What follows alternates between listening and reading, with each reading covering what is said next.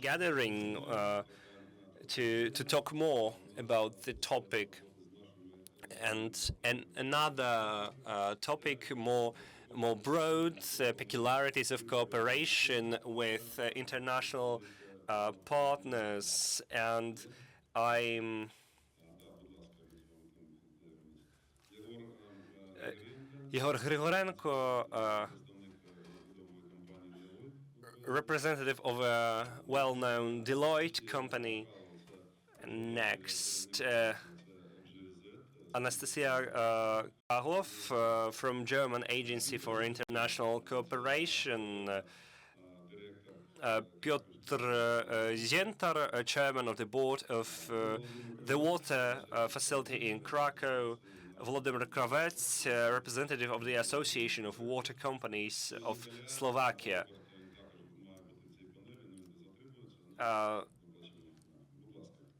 So these are our panelists. We are missing one of our guests. However, we hope he will join us soon. And at first, I'd like to pass the floor to Jyrki Rautamäki.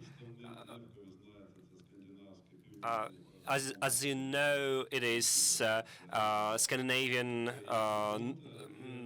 ecological fund that is present, that's been present in Ukraine for the last 20 years, and they moved from loans to grant funding. Please tell us more about your activity in Ukraine.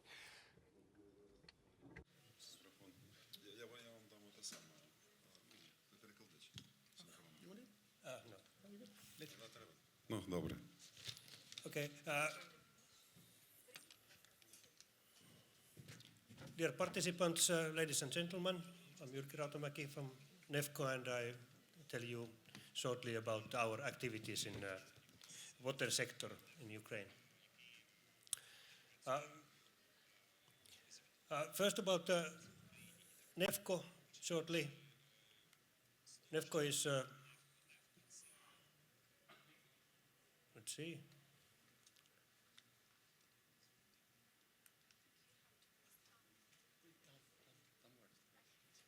Thank you. Yes, NEFCO is an international financial institution owned by 5 Nordic countries. It has been present in Ukraine for 20 years, and it has IFI status and framework agreement with Ukraine, which allows it to operate on its own procurement rules.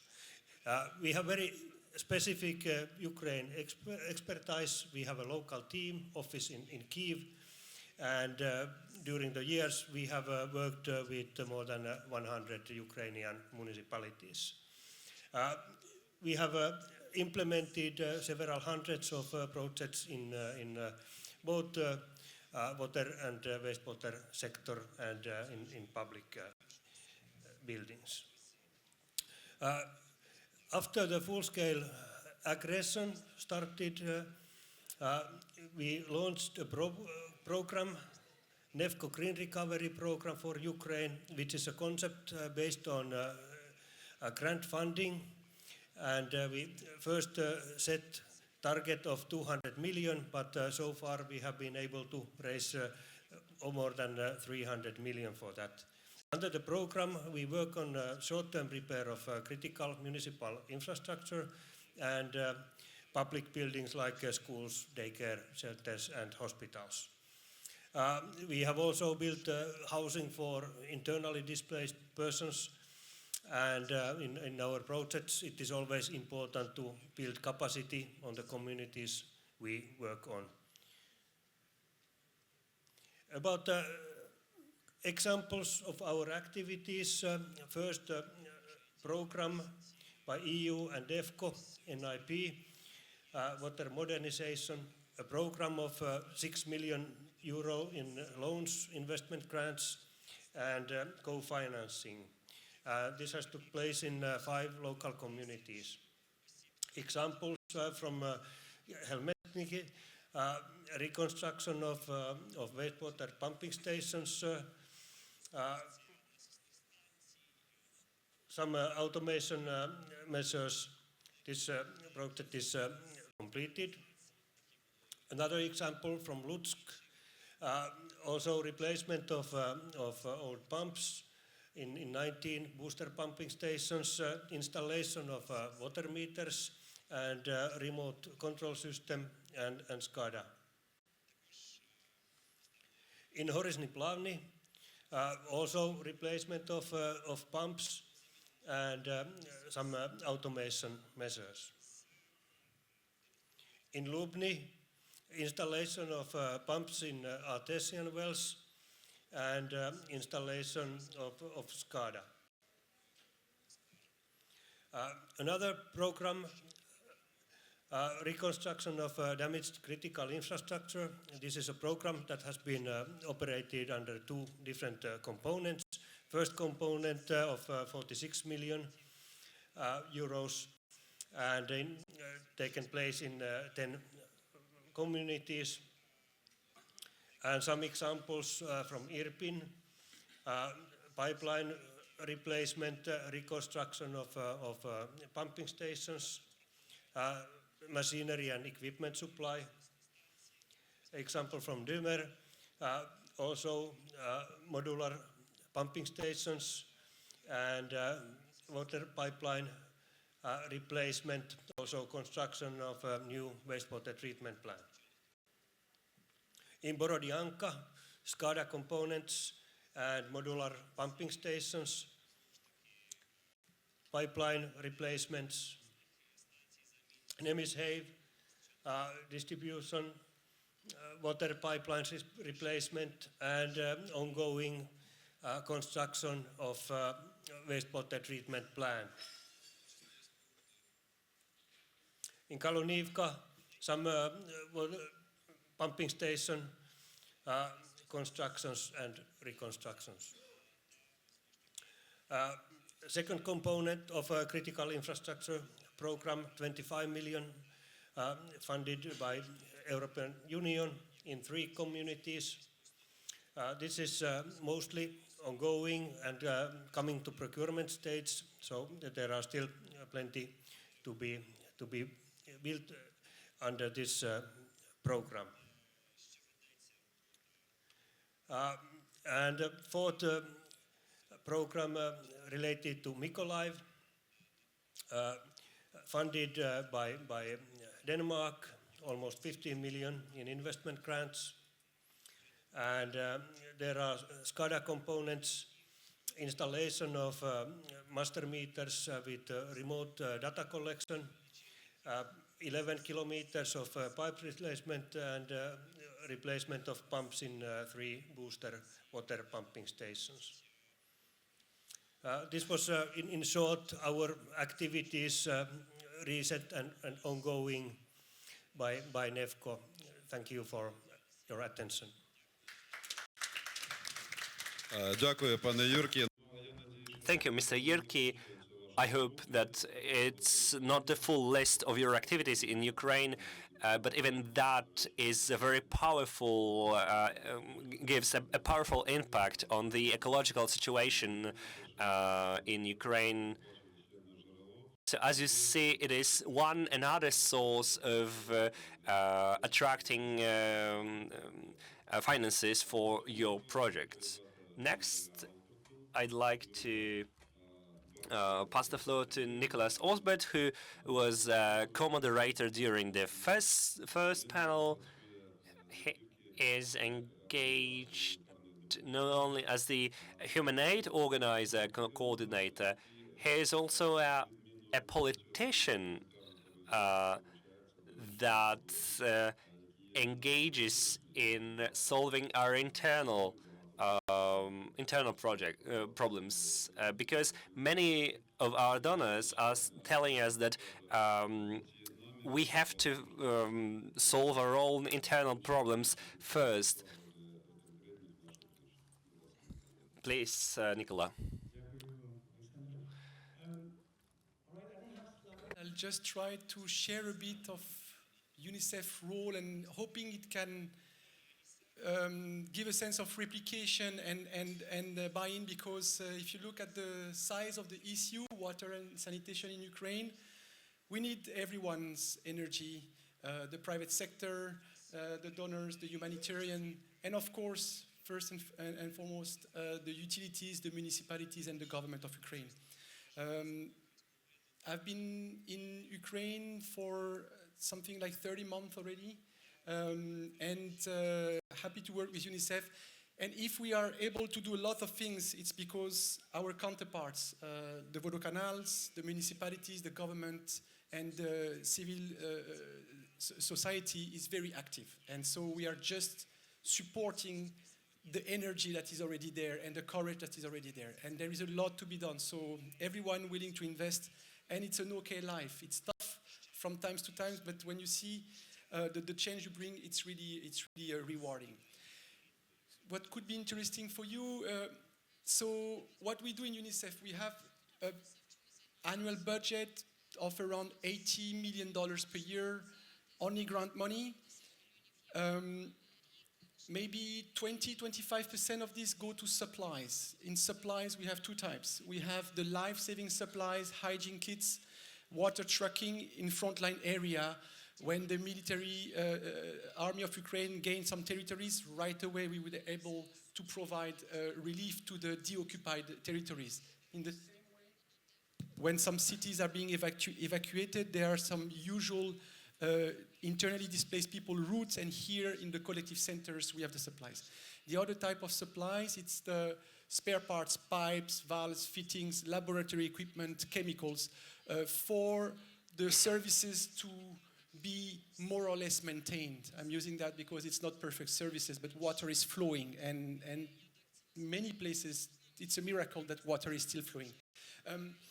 Now that's for supplies. In terms of projects, we have two types of projects. Maybe 60-70% of our funding is really for repair projects in frontline areas, from the crescent, from Kharkiv down to Odessa, urban, and what is really interesting and why we are capable of having like hundreds of simultaneous projects, it's because most of our implementation is through the Vodokanals or through the municipalities. So because if you count on the UN bureaucracy to be fast, you know the drill. So that's really good because I'm just out of a panel with Kherson. They make the project identification. We provide technical assistance, they contract, we monitor, we pay. And it goes very fast. So that's a great way of mobilizing, and it's our main way of doing interventions. The other type, when we are in more rural areas with less capacity, we go through NGOs or we do our own tenders. And finally, the third type of project, it's the recovery project. We are not a bank, we are not NEFCO, and they are doing great project on the ground. NEFCO is really detail-oriented and quality, but we don't have the capacity of an IFI, so our recovery projects are pilots, models, proofs of concept. It can be $2-3 million or even $5 million investment, but the idea is that we don't want to solve the problem at scale. We invest in the models that can be replicated with IFI and government money. So that's the role on the response itself. And we have a branch on hospitals and schools and collective center, clean water and sanitation. Now the other role played by UNICEF, and again, we need more hands on the deck, it's the coordination role. Globally, UNICEF is accountable for the emergency coordination through the WASH cluster. So that's enabled, it's a lot of people. And it's very important. Without that data, there will be gaps and duplication. You will invest not the right money, not at the right place, not at the right time. And we're talking about life-saving interventions. So a big industry with GIS mapping, with capacity, with dedicated cells. Sasha is there, just grabbing all the requests, assessing them, and then allocating the responsibility. So that is happening for emergency. It's working pretty well, and it's also decentralized. There is a sub-cluster for the east, for the south. And in addition, we have started to support the government on the coordination of all the donors. So all the IFIs, the bilateral, since December last year. And this is about the recovery, the institutional reforms, the capacity development initiatives. And we have great players here, but an appeal that UNICEF is playing that role to fill the gap, and we need to fill the gap. So we need more hands on the deck.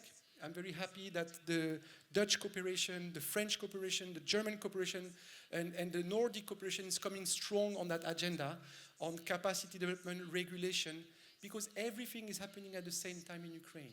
You have the policy changes, regulation at upstream level, you have the recovery, and you have the big emergency, all going together, and with several line ministries. And the government is asking for supports, but we need more leaders. We need more leaders to lead some parts of the cake and the implementation. And the other, I would say, core priority, we hear in this conference that we are asking for money, but I feel we are far from exploiting all the money there is already, right? It means there are loans that are frozen, that are not moving. And so why, before crying for more money, let's use that. And it's about the regulation, it's about the steering capacity. And here, the National Association of Vodocanals is a very powerful and strong player. It's the most active we've been working with in the country, and they're playing a very delicate game where they support the government. I mean, we need more of such organization. This is the missing link. It's the steering capacity. So we hope we can now work with the government on, we heard the new head of the State Agency for Restoration, Sergei. He needs an army with him, because he has big responsibility. And that's what we would like to propose. Help the Ministry of Infrastructure, Ministry of Environment, a state agency to define their HR organigram. The government is facing a big war. They will not be able to hire more people, but we can. NEFCO, you mobilize technical assistance. UNICEF, we do. World Bank, EIB. So we can fill the gap so that we have this steering capacity, because a lot of decision needs to be taken, and the lack of drive is really hindering the recovery. So that's my last point, because there's a lot of representatives from the private sector. Here as well, you're very much part of the solution. I hope, and that's the intention of the government, that regulation will take place to enable private sector investment on public-private partnership, private sector innovation. I have a specific ask to everyone. We can see who is represented in that forum, big industries. But let's bring the business to Ukraine, please, like having some joint ventures, but the money for the recovery, be it for designs or be it for implementation, should stay in Ukraine as much as possible, right? So there is a lot of appetite from the various agencies, which is good. Appetite is good, it's stimulation. But let's collectively strengthen the capacity of the private sector and the public sector so that a lot of the return goes to Ukraine and stays in Ukraine. The country really needs it. Look at the poverty data, it's critical. Look at the demographic data, and look at the WASH data, water and sanitation. It really tells that those big investments must, as much as possible, stay in Ukraine. So that would be my appeal for all of us. Thank you very much. Дякую, Ніколя. Thank you. So you see, Nicola is a great, very eloquent. So he hasn't mentioned any great work that I've mentioned. That, for example, it's like the Children's Fund. Yes, the UNICEF is the Children's Fund, but they take care. Through the children, they take care of our health, and they take care, it's actually their great achievement, accomplishment, that they've arranged our cluster, WASH cluster, to unite all humanitarian organizations, which all together come to tackle one problem. So UNICEF is like arranging everything. It's quite unstable. It's similar to our association and our movements, but there's a great achievement in what Alexander actually mentioned. There's the tiny part element of this huge amount of work, and when we have those MOUs, we have the funding, and there are people working in those hot spots, let's say, verifying the usage of funds and trying to reach the biggest efficiency. And also there's this political work when the fund tries to unite those political organizations. You know that one of our most urgent issues, the tariff policy, it was also covered. So how can we persuade our decision makers that we need to do something with tariffs? Another point that was mentioned, that money, even if we have money, we cannot use them. And you see, we have 2 loans from the World Bank. This project has been active for 12 years, and we've only managed to use 60% of those loans, and this is, I guess, our problem number 2. But I guess that using the help of such people, such foundations, will be able to show the to make our voice heard for the international partners, and so we hope that this will help us. The next person I want to give the floor to is Yehor Grigorenko. He's the head of the consulting and risk management deployment department in Deloitte. You know them. This is a world-known company dealing with a lot of activities of consulting support, economical, legal support. Our international partners are aware of this company because, unfortunately, we need so-called interpreters of our problems, telling or communicating those problems to IFCs so that they understand that we know how to use that help with the help of their advisors, of enterprise examinations, of by means of creating the development schemes, and so this company deals with this. We try to cooperate with them on the development of working tariff, but it's been pending for now. But the main is that we were heard. So now, Yehor, please, the floor is yours. Which language to use, Ukrainian or English? But let's continue in English. So basically, I'm here also wearing 2 hats. I do represent Deloitte as a global company. We are the largest professional services company in the world. We have more than 400,000 consultants and professional services employees across the world. But at the same time, I am the head of consulting in Ukraine. I live in Ukraine, my family is in Ukraine, and I have been in Ukraine throughout the last 3 years also. So basically, I'm also interested in this not as a business case, but also as a very emotional, personal, story. And for me, the problems we have been discussing today, they are not something alien, not just a humanitarian cause. This is also, as for most of you here, this is also a story of our own lives, right? Our personal story. So in this sense, I am representative of both a Ukrainian business, a Ukrainian company, which livelihood is intimately connected to the development of Ukraine, but also of an international network. Why is that important?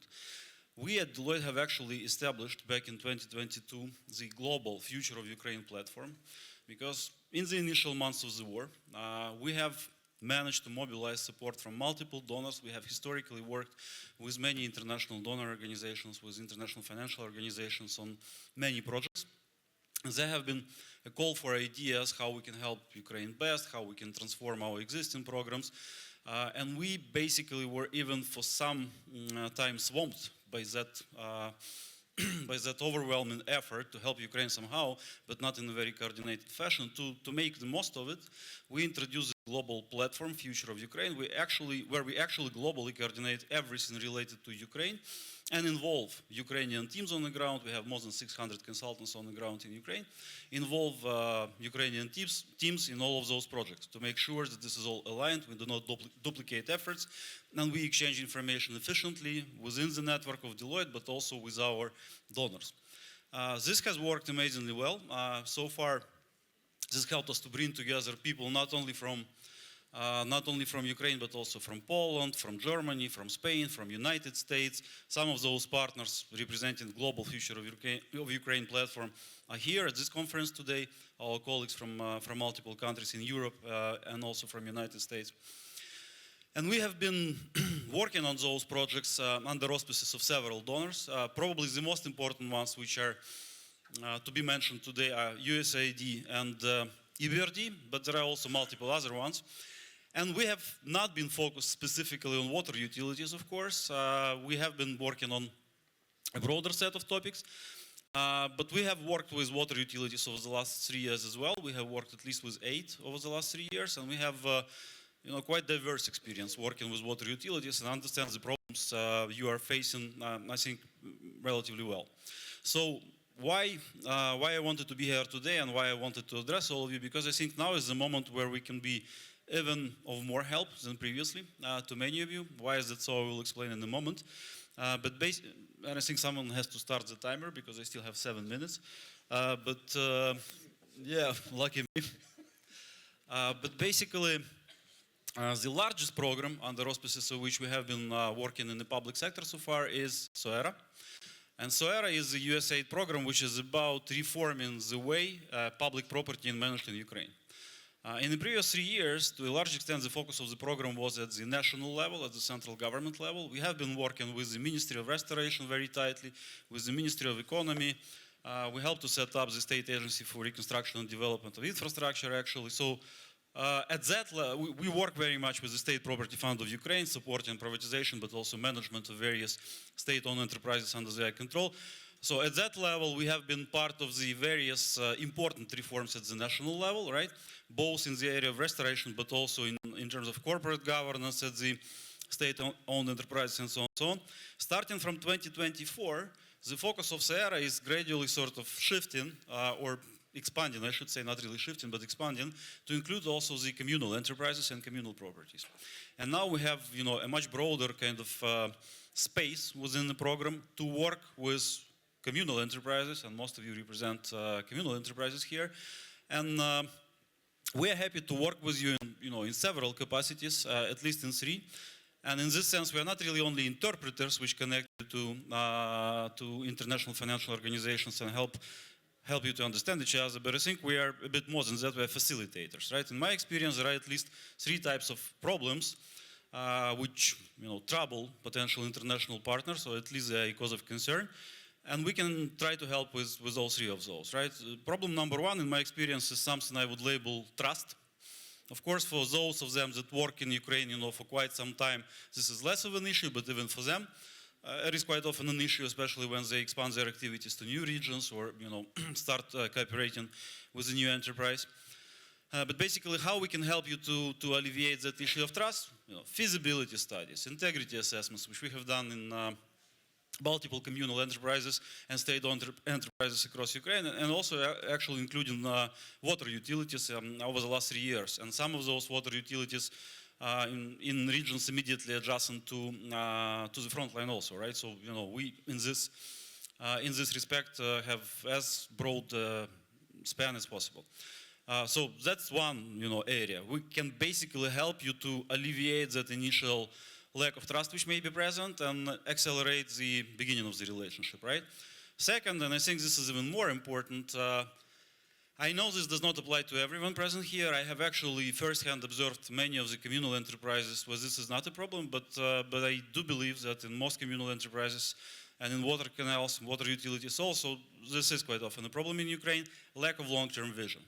For understandable reasons, but there is quite often a focus on something, very urgent, very short-term, something we have to address in the next 3-6 months. This is understandable, with the war raging on, with the pressure of uncertainty, but also with some of the systemic problems, like with tariffs barely covering 50% of our operating costs. I'm now referring specifically to water utilities. In some of the regions, endemic problems with collection, especially if one of your biggest customers is a state-owned enterprise, which has not been paying, for the last 7 years, for example. Also, we have examples like that. So it's all understandable why you might be so much focused on short-term issues. But a dialogue, a meaningful dialogue, especially about investment prospects with an international partner, it cannot, just refer to the 6 months time horizon. You have to show first what you will make with those money to make sure that the improvement is sustainable and that you really kind of deliver the value to the citizens in those communities long term. But also ideally to show how you might be able to continue those projects and make sure the results stick, when the donor is gone out of the picture, which will probably be the case 3, 5, 7 years down the road, right? So in this sense, long-term vision is often a problem, and we help with that also. Sometimes at the strategic level, so we have experience developing strategies for municipalities, regions, but also for specific communal enterprises, and of course for the state-owned enterprises. Right now we're developing, for example, the 5-year strategy for Ukrainian railways, right? It doesn't get much bigger than that, so that's also in our portfolio. But we are also working at the much more kind of regional level with enterprises like the one you represent, right? But we also work on strategic but more specific issues. We can help you to engage, for example, the technical consultants which might be absent in Ukraine, to engage proper engineering partners. We will subcontract them if this is needed, right? So it's not like we are trying to answer all the questions ourselves. We do understand very well that sometimes we need to involve a broader circle of partners, and this is something we can also facilitate, right? And finally, the last thing where we can be helpful to you, and which is probably a bit less urgent for many of you today, but I do believe it will be more and more urgent very soon, pressured both by European Union integration but also by the legislative changes in Ukraine. The parliamentary committee is actually working on that right now.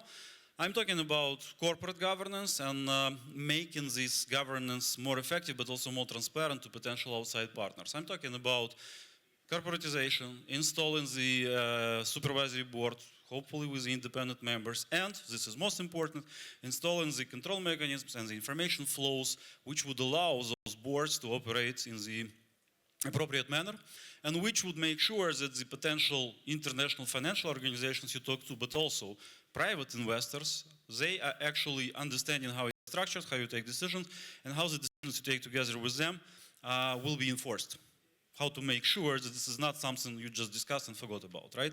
In this respect, we also have already kind of live experience in Ukraine. Again, both at the highest level, we help to corporatize several of the major Ukrainian state-owned giants, but also at the level of communal enterprises.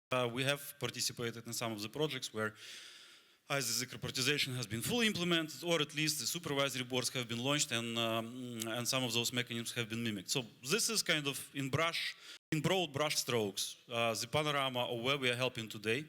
As I said, we are likely to have much more interested from the international financial organizations in helping in this way, specifically to communal enterprises and specifically to water utilities. They are like one of top 3 priority categories in every region. And in this respect, my brief presentation here is just a call for you, an open call to reach out to us. If we can help, we will be happy. If not, we can actually tell you who would help, and we always try to be cooperative in this way also, right? If we cannot, for any reason immediately help you right away with our own hands, we will connect you. We will do our best to connect you to someone who can. At this note, I will probably close my brief speech. Thank you very much. Дякую дуже. Thank you.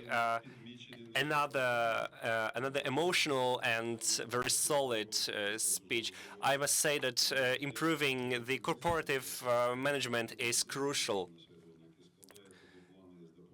And many of our companies are elaborating such plans with foreign partners too. And another thing regards the new approaches for establishing tariffs. And methodology of assessment was established for the energy market.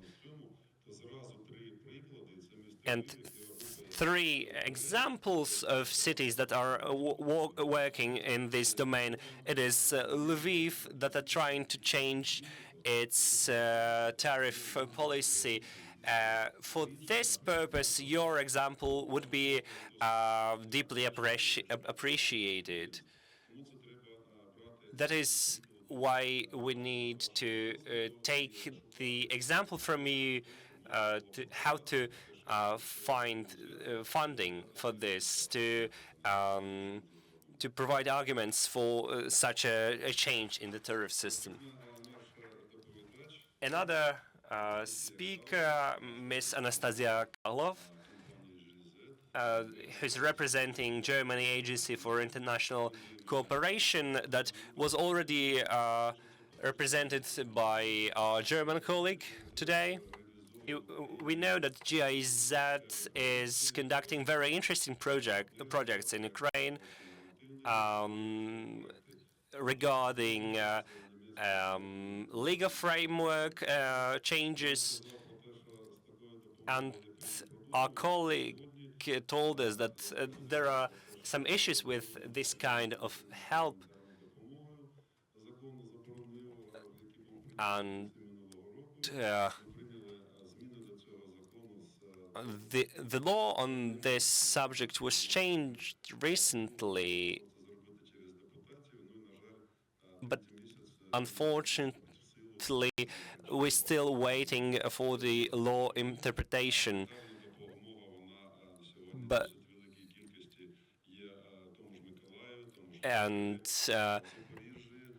Mykolaiv, Zaporizhia are using the humanitarian aid. However, due to the contemporary law, they are not allowed to accept humanitarian aid if they're profitable. So there are tons of humanitarian aid being stored in the cities, but they're just not able to give it to the companies. So please, could you tell us, Miss Anastasia, tell us about your projects in Ukraine? I think it's going to be interesting for us. I will present in Ukrainian, since there are a lot of water utilities, and I think it's very good for them to introduce this project. So thank you very much for the possibility of presenting the utility platform and the logistic hubs. Is there another projects? I'll try to be as brief as possible in my presentation. So let me move to the next slide, not the third slide, just the second one.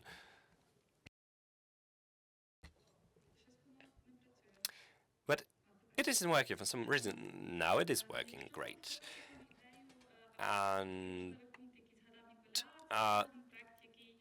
the thing mentioned by Nicolas, it is a project concentrated on capacity development and the municipal enterprises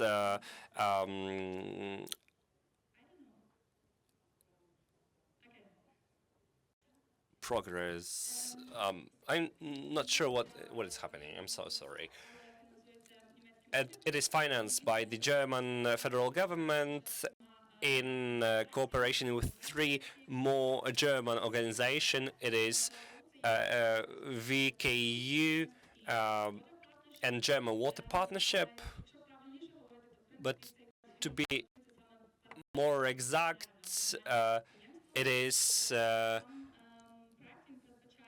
project foresees creating partnerships between German partnerships and the Ukrainian partners.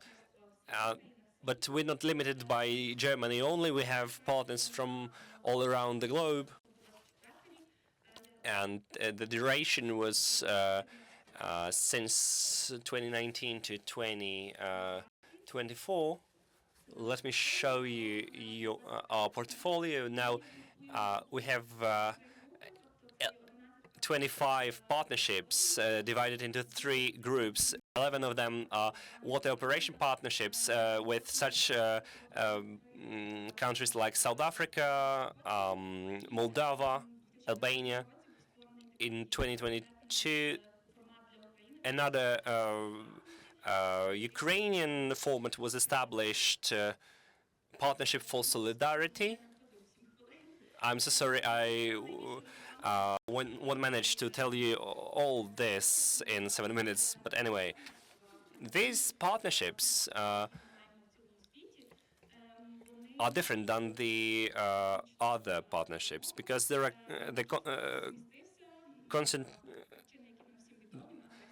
that are connected directly to the Russian invasion and the damage caused by the enemy.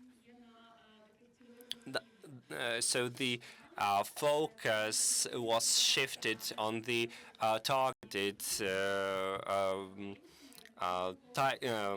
projects.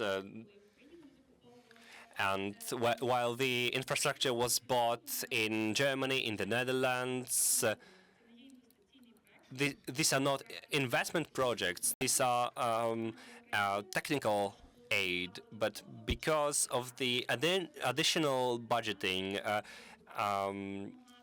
due to the reaction of the central government and the municipalities, the focus has shifted. And so now this kind of partnership switches to the peer-to-peer exchange format, and it's really good that we have it because now water channels that are not close to the front line, they also have the opportunity to join such kind of programs. We had the partnership with the Lviv water channel before the war. There was a balance between workshop trainings, funding, etc. Now we have 12 partner operators. You can see that 11 of them are about water, and this pink one in Lubelsky district is the partnership with in terms of the waste treatment. This project also was piloted and depending on how much money we will have, we might be able to extend this partnership in water. In previous stage for water, we had 19 partners. Now we have less, but I guess you heard that. Now, because of some problems in Germany and government problems, we have some problems with the funding, but we will be very glad to receive some funding, at least to have the number of projects equal to what we had before the war, which is 16. Some of our partners are present here, and I think it would be best to talk to them about their experience, their impressions, but I need to say that each partnership is different. The subject matters of the partnerships are bilateral, meaning that the parties define the subject matter depending on the demand, on the need. It can be the non-revenue water, waste, or water treatment, different analysis in terms of tariff formulations. There can be different examples, and basically this is what I mentioned. The partnership with the Lviv Vodokanal, which started before the full-scale war. Then we had 2 more parties joining this partnership. Other kind of partnership projects are also very noteworthy. So recently, when we had this contamination of the Desna River, our colleagues from Hamburg Wasser really responded very quickly, which is quite surprising for Germany, because normally it lasts much longer. So they collected different donations required for Kiev water channel during 3 weeks. But the most tragic part for me is that all that humanitarian aid was collected, but it was brought to Kyiv. But unfortunately, all this aid is still at the warehouse because like was mentioned by the colleague, the law doesn't let Kyiv water channel receiving any humanitarian aid. So this is quite an exemplary partnership, and I think that what's worth mentioning is that in such hard times for Ukraine, except those different procurement trainings, I think that the psychological aspect also matters. I guess no one mentioned it today, but we have bilateral communication, partnership, different donations, not only the procurement within the project. Our German colleagues find other ways to help their counterparts in Ukraine, and it's impressive. We have different projects that maybe they were not known to colleagues, such like gender equality and involving more women for utility, for work in utility enterprises. So such projects are also being implemented, and that's very impressive. And here's the last maybe example, the partnership established last year between Bonnets and Kherson Vodokanal. And so this is the classic sanitary partnership where almost 90% of the budget goes to procurement, and I think it's obvious why, because our colleagues from Kherson, they showed their situation to us, and I think that our colleagues just were really emotional when listening to that presentation. And of course, until the war ends with the Ukrainians' victory, our colleagues from Bonnets will continue their support. Colleagues from Kherson said that they are interested in cooperation, in experience sharing, in this engineer-to-engineer expertise sharing. And this project, that's what was mentioned, logistics hub. Additional to all those solidarity partnership of Ukraine, this project is also funded by the German government, and it involves cooperation with the Water Association of Ukraine and the German Association of Municipal Entities. So the Ukrainian Association provides the list of their needs, which is later on posted on German websites. And German companies are able to donate anything meeting those needs. So let me show you the brief statistics. So here you can see that the amount is not low. We have about 57 municipal enterprises of Germany, not only water companies, also energy companies. So they were involved.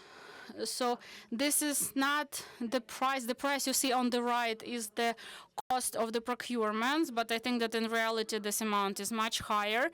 But anyway, it doesn't matter. What matters is how many German companies were engaged into this project, and they helped, I think, 69 Ukrainian water channel companies. Okay, so here you see the breakdown by the categories. So mostly that was the equipment, but also since it was the energy sector involved as well, there were different transformers, generators, inverters, some specific vehicles which are expensive, but so one of the partnership, they purchased suction truck, other kind of equipment, some laboratory equipment, so different stuff which is procured and then donated. So let me end here. Thank you for your attention. If you have any questions, I'll be happy to answer them. You can also contact me by mail when we're ready. We'll be soon ready to take new partnerships, so we'll be happy. Під лежачий камінь вода не тече. Я з точки зору, просто ми були ініціаторами певна як асоціація, певним шляхом по організації таких партнерств. Це було там 3 роки чи 2,5 роки тому назад на ІФАТі. So it was a few years ago when GIZ and different companies, we all met together and we got the suggestion to extend our partnership. And like what I remember most, there were our colleagues, Anatoly Sagaidach, Malavka from Chernihiv, different colleagues from different cities were there, and so we had different suggestions. And so we suggested Chernihiv back then suffered the most, so we suggested them. Then the different negotiations started, and so then it ended with this partnership involving 2 cities instead of 1, and they still receive help. They come to visit each other. They have this opportunity of having this vision. They see how it's done in Europe, so they're able to see all the opportunities and use them. And as for the IDPs at the war beginning, we have a lot of problems with logistics, with the transportation, with documentation, with custom clearance. And unfortunately, this process has been suspended for the reasons that I mentioned earlier. I think we will continue developing ourselves, and if you hear if you see the opportunities, you may contact Oksana, who is the GIZ representative in Lviv, and she knows all the lines of business you can use. So the next one is Piotr Ziter. Piotr Zentar, who has listened to our conference from the very beginning. He listened to what we're talking about. So this is the director of the water channel company in Krakow. He's the CEO, the president of the board. This is an amazing city, amazing water channel company. They are partners with the Drohobych city, and their head is more than happy with their partnership. And now Piotr will tell us about how water channel system works in Poland. Please.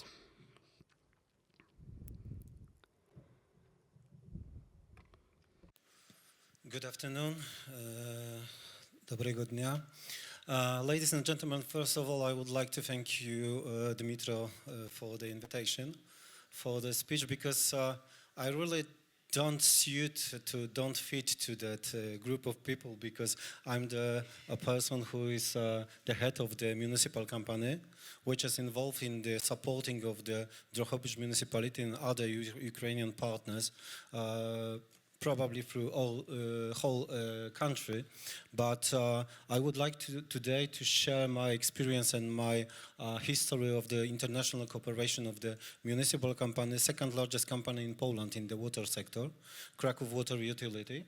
And I want to give you an example, because I'm the head of that company, but also because I'm the poczesny gromadianin miasta Drohobycza.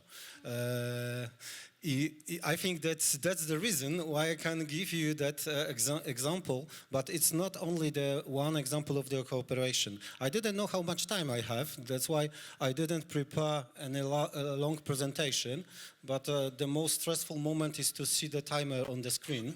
I lost 1 minute. Okay. My understanding on the international cooperation is also based on my secondary background, because I was graduated from the University of Vienna on the diplomacy and international relations, and that's why I think that I'm trying to take an overview, to take the holistic view on the international relations, not between the countries or regions. For me, the most important part is diplomacy, or urban diplomacy. I mean diplomacy of the city, diplomacy of the municipality. And that's why we are trying to build such bonds among different cities across Europe, especially in the Central Europe, but not only. And I would like to give you one example which is related to our cooperation with the Drohobych. You know why? Because I'm the citizen, and I have to be aware that my colleague from Drohobych Institute of Development is listening of my speech. Before war, before outbreak of war, before invasion, we have started our cooperation on the basis of sharing the knowledge and experience which was available in Krakow. We were trying to share that experience, best practices to our colleagues from Drohobych. It was very important for us because we were a company which was growing on the basis of, on the assumption of the international relations between the cities, based on the Twin Cities agreements. I'm very grateful to the cities of Nuremberg, Vienna. Those cities gave us an experience, knowledge, sometimes give us some hints to avoid future mistakes. Especially I'm talking about the public transportation, incineration plants, waste incineration plants, sludge incineration plants, some governance in the water and wastewater sector. Those experience was for us priceless. And that's why we have decided to share that experience and to share our own experience, which differs a lot from the western part of Europe, with our colleagues from Drohobych. And we established the internships which were covered, all costs of internships were covered by our company, including accommodation, pocket money. People from Drohobych, engineers from Drohobych Vodokanal were working in our company, were trying to build their own experience, own knowledge based on the technology which is used in Krakow. As you probably know, the Polish water sector is the sector which had the tremendous revolution conducted during last 25 years. Before joining the European Union, we had access to the pre-accession funds, which were called ISPA. After joining, it was the Cohesion Fund. We spent a lot of billions euros in Poland to improve the quality, the resilience, the technology, and the capacity of our plants to achieve the level of one of the best companies in the water sector in Europe. What is strange that after those years, a lot of companies from the Western world or Western Europe were visiting our facilities to see how the new technology was implemented and how it is working on the site, because they were thinking about exchanging existing technology by new one which was available, for example, in Krakow. And that was the first step. And 2 minutes, great. Sorry, wrong arrow. The second step was shock, 24th of February, outbreak of war. And we were conducting the same way as we did before. We asked our partners one small and simple question. Guys, what do you need? And we bought such goods. We sent 17 lorries during the second day of war to the border to get the first export letter given by the customs from the Polish side, and shipping those goods to the Drohobych municipality. And after all, those goods were also shipped further to the eastern part of Ukraine. During the whole period of humanitarian aid, we were trying to collect the goods which were needed. Not our imagination of the current situation, not our imagination of list of goods which are needed from our point of view. Always we were asking our partners, really tell us what is the urgent, what is the essential item which you need and is not available in Ukraine. Such goods were provided to the hospitals, to the military hospitals, to the water company. We were also supporting company with the materials needed for the sanitation of water, potable water, because also there was a lack of that materials on the market. Also, we were trying to help diabetics with the medicines, which were also not available at the time in the Ukrainian territory. And after the humanitarian period, we decided to build the resilience together. We were sending the water tanks to our friends. We were sending also the special purpose vehicles needed for maintenance of the wastewater networks. We are also sending the fire trucks to the fire brigades in the western part, and old equipment could be, during that time, was sent to the eastern part of Ukraine. I see the red color. Okay, the last circle is the future.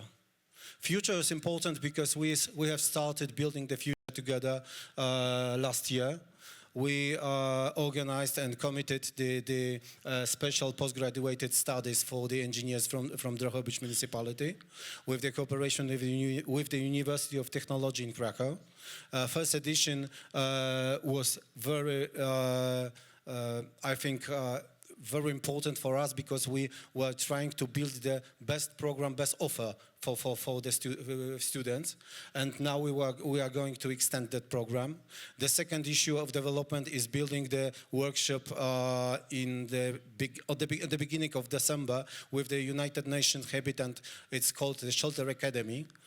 Probably a few of you from the group is invited for that workshop in Krakow. I think that's a perfect occasion to exchange the knowledge. And future, we want to build together, of course, some technical aspects of the governance of that municipal company in Drohobych. I mean, implementing of the professional modern GIS system, SCADA system. Maybe the third step will be the modeling, hydraulic modeling, which is much more sophisticated than we can imagine from the current perspective. And building also the resilience in the case of the energy supplies. I mean, rather building the self-sufficiency in the energy sector of the water sector in Ukraine. You can rely on us. We want to also to build the cooperation with Dmytro Vańkowicz with Lviv Vodokanal. Next year we will try to build our common project to build something new. And I think that the future is based on the cooperation. And there was only one word which was given during the studies in Vienna, which is a very important word for me, is the reciprocity, because we can also learn something from the Ukrainian side. Thank you very much for your attention. Дякую. Дуже коротко. Thank you. Briefly, but informative. I think that there are few towns as lucky as Drohobych in Ukraine to find such a partner when the experts are able to communicate with each other. And the last speaker today, our partner that we've been working for many years, who visited our country many times. Then he moved to Slovakian city of Košice, and he somehow is able to gain support from such a small country as Slovakia. Good morning, everyone. I'll be speaking Ukrainian to provide some rest to the interpreters. Slovakia and Slovak Association of Water Facilities is small, of course, compared to the Ukrainian counterpart, and it is hard to impress you with something, but still we're trying our best to give you what we can. The Ukrainian Association is a great partner that we have a great cooperation with. We were able to finish both soft and hard projects as electrolyzers that were shipped to the city of Kherson. And nitrate hypochlorite production in Kherson enabled Kherson specialists to survive the time of occupation. We even received a gratitude letter from them. That we also provided an electrolyzer to the community of Uman.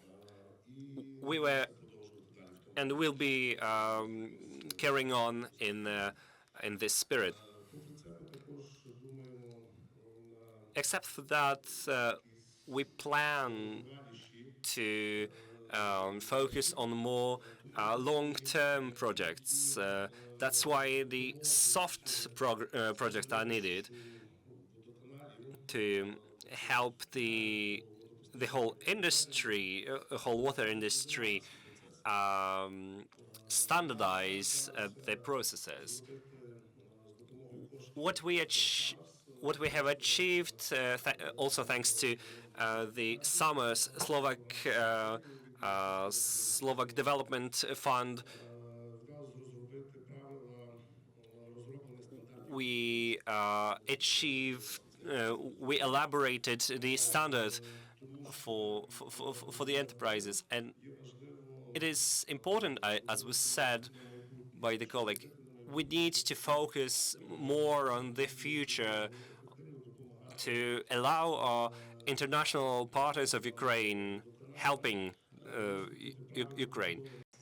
The system of corporate governance needs to be established in a better way through these cooperative standards to ensure that the funds attracted to the modernization, to the help, to the aid,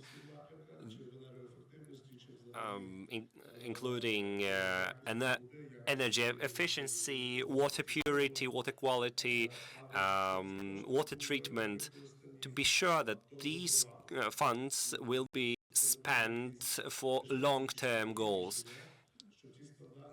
to avoid only cheap short-term solutions. The focus should be on long-term stuff, because with strategic thinking you can cut the annual cost of using the infrastructure.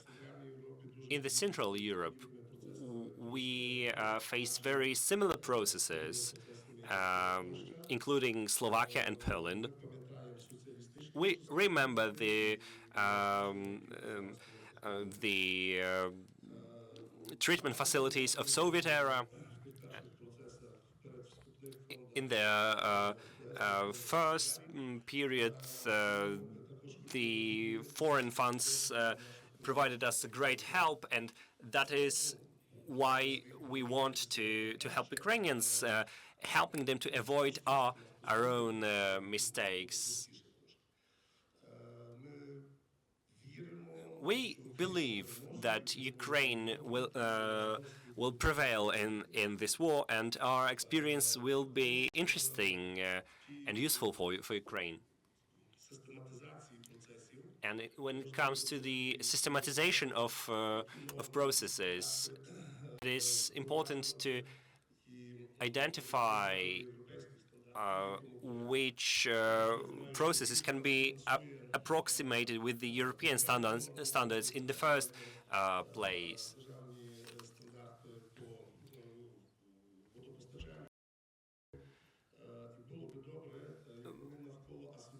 It could be great if the Vodokanal Association would be the core of the reform process and serve as a coordinator of our joint effort. That the multinational group of experts would be able to systematically build up the national system of rules to provide Ukraine with entire system, entire skeleton that all the water supply and drainage system would be based on. Oh, actually, I got 7 minutes left. You, dear viewers, do not see the timer, but it stands right here, and our panelists see this. So we're trying to discuss here in a civilized way. I think that our panel discussion was conducted great. Thank you for our guests that were able to join us today. Thank you, and thank you to all the participants. It was very informative, very interesting, and if I can, a short message to the representatives of Ukrainian municipality facilities. Just stay open to the projects Nicola told us today, because these projects will serve as a base for the further development, for the further projects. I know that it is quite a challenge to find personnel now that would work on some future-oriented projects. But I know that if while hiring a well-paid specialist, this person will return you this sum many times through foreign projects. So I know there are many problems, many projects, I'm sorry, and it's so easy to get lost in them, but that's why I encourage you to be open to those projects. Thank you, Anastasia, and I have just two small questions.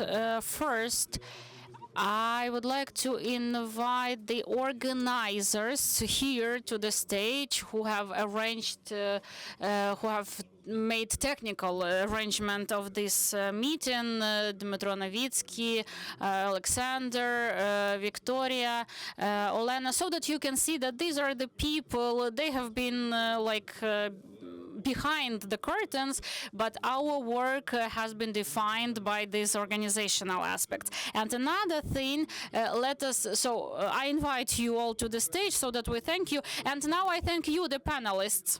Oh, I'm sorry, there's just one more thing to add up. So I think what Pavlo and Anastasia said, that when we were just on the way here, I was talking with Oksana Linik, and we were discussing the standards that now, thanks to GIZ, we have those standards. They are mostly about the construction